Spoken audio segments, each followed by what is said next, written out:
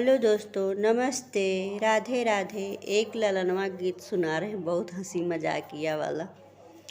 शेर भर सीधा सासू भोजन के दिहली, अरे भोजन के दिहली, अरे पाहुन आए दुई चारी रे ललनवा, अरे पाहुन आए दुई चारी रे ललनवा। एक मांगई सासू त दुई मांगई ननदी हो, दुई मांगई ननदी, अरे आपू पिया पुड़िया छनावई रे ललनवा, अरे आपू पिया पुड़िया छनावई रे ललनवा। आगी लैल सासू ननद लैल भौरा, ननद लैल भौरा, अरे भौरा कराखी लैल पिया मोर ललना हो, बौरा करखिया आपू पिया लेउल। इतनी बचन सुने दुल्हे कामने राम, दुल्हे कामने राम, भगले दक्षिणवा की ओर रे ललनवा, अरे भगले दक्षिणवा की ओर रे ललनवा। पर हे बरिसवा पे आपू पिया लौटे हो, आपू पिया लौटे, अरे पिछवा सवतिया क डोला रे ललनवा।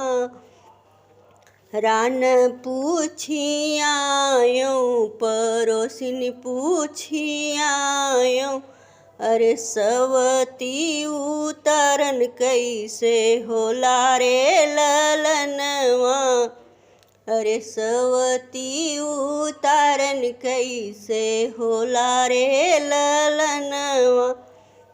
बांसवा क सुपवा रेड़वा क मुसरा, अरे सवती पर छिले आवो रे ललनवा, अरे सवती पर छिले आवो रे ललनवा।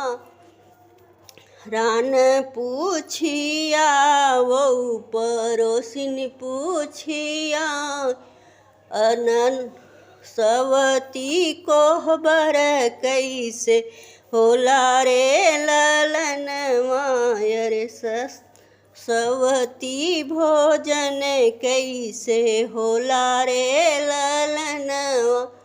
तर धर खिरिया ऊपर धर पुड़िया ऊपर धर पुड़िया, अरे बिचवा जहरवा क गांठी रे ललनवा, अरे पिछवा जहरवा क गांठी रे लल। रान पूछियायो पड़ोसिन पूछियायो, असवती से जरिया कैसन होला रे ललनवा। तर धर बसवा ऊपर धर चदरियो, बिचवा में कटवा लगाओ रे ललनवा, अरे बीचवा में कटवा लगाओ रे ललनवा। खेत जोतियाए नी कोना गोड़ियाए, अरे कहाँ हई धनिया हमार रे ललनवा, अरे कहाँ हई धनिया। गोड़वा